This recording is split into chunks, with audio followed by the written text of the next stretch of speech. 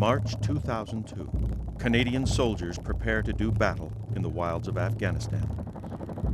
The regiment is making history. When you guys step foot off the aircraft, I've been telling this to all the guys, you guys stepped into history books. It's the first wartime combat mission for Canadian ground troops in more than 40 years. A fight half a world away with a deadly and elusive enemy. We're going on an operation, and the kind of guys we are going to be facing are fucking fanatical killers. And all I would do is ask any of you who are here who don't feel they have the parts to step on the aircraft when the aircraft comes to pull us up into harm's way, to just move aside right now.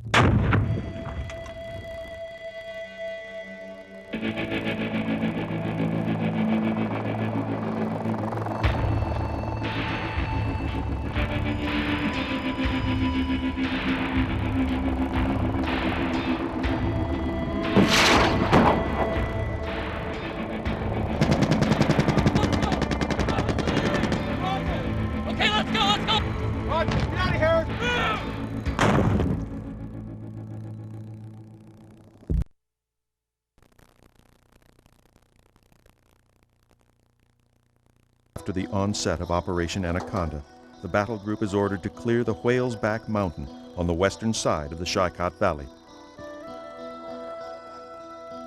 Dubbed Harpoon, the mission is staged from Bagram Airfield. The assault combines 500 members of the Canadian Battle Group with U.S. Special Forces and soldiers of the 10th Mountain Division. It is the first time Canadian troops have staged a battalion-sized helicopter assault. With little time to prepare, Major Pete Daw writes up Battle Commander Pat Stogren's operational orders in a few short hours. It really came together well, especially considering how tight the planning timelines were. And having gone through staff college myself, I never would have imagined myself writing the orders for the first combat air assault in the span of 2 hours, you know, unheard of, on the back of a field message pad. But that's the way it is, you know, and that's, quite frankly, that's combat. It's adapting and making the best of a tough situation. There is an added twist to Major Daw's responsibilities. The orders will send his own brother, a captain with the battle group, into harm's way. But I'll always recall my brother Phil running out to me on the tarmac just to say goodbye.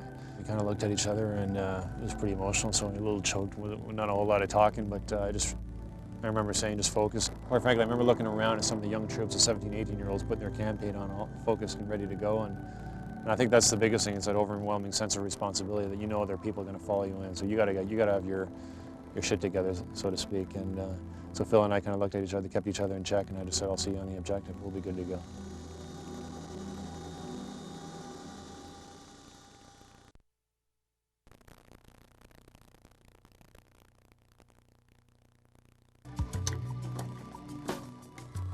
As the Canadians of 3 PPCLI Battle Group complete preparations for Operation Harpoon, Lieutenant Colonel Pat Stogren has a sobering final message for his troops. The Task Force 11 guys that were hit by RPG fire going in, and one of the soldiers apparently fell to his death. It was a little more prolonged than that.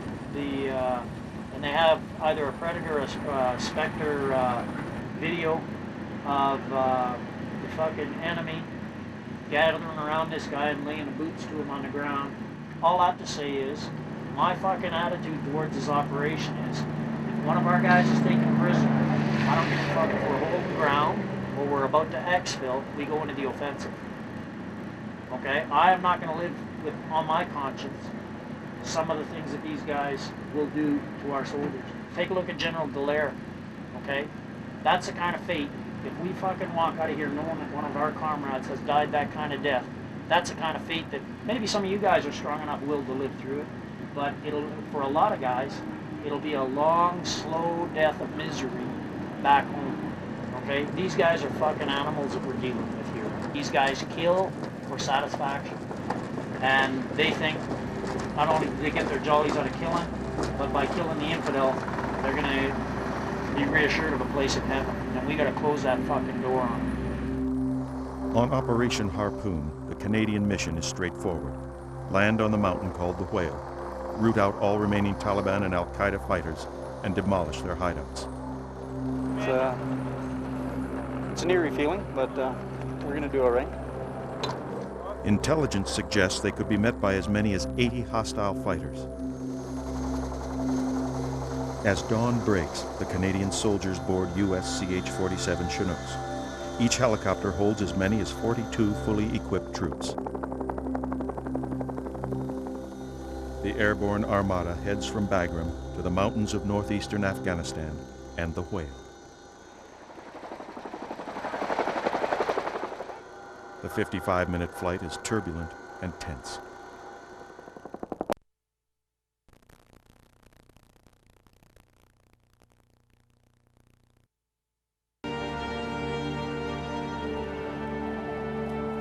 On this hallowed ground, amid markers identifying the dead and their belongings, Lieutenant Colonel Pat Stogren reflected on the loss of his fallen comrades.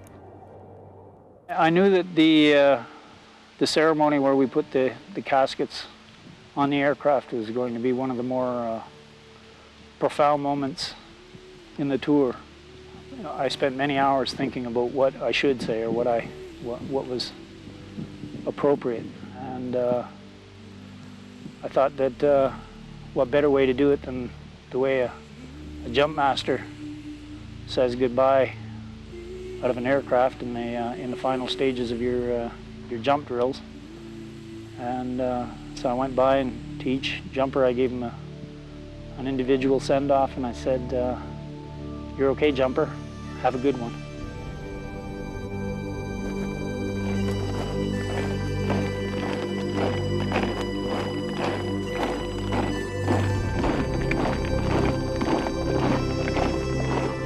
On the runway at Kandahar Base, Canadian and American troops stood shoulder to shoulder to pay tribute to Sergeant Mark Leger, Corporal Ainsworth Dyer, Private Nathan Smith, and Private Richard Green.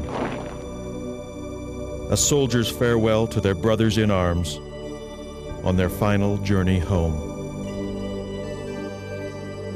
For the last several months, we lived together, we fought together, and we will mourn together. Your loss is deeply, deeply felt by everyone in Task Force Rakistan. A piece of our heart was taken. They will never, ever be forgotten. Those are 4 Patricia's Rakistan that are heroes in our book.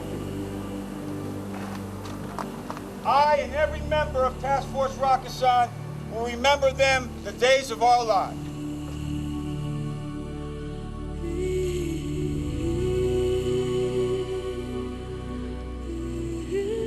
This will not hamper our resolve. If anything, it will strengthen our commitment. We will be stronger. We will be better. We will have them, those 4 brave soldiers, looking over our shoulders as we continue this fight until its end.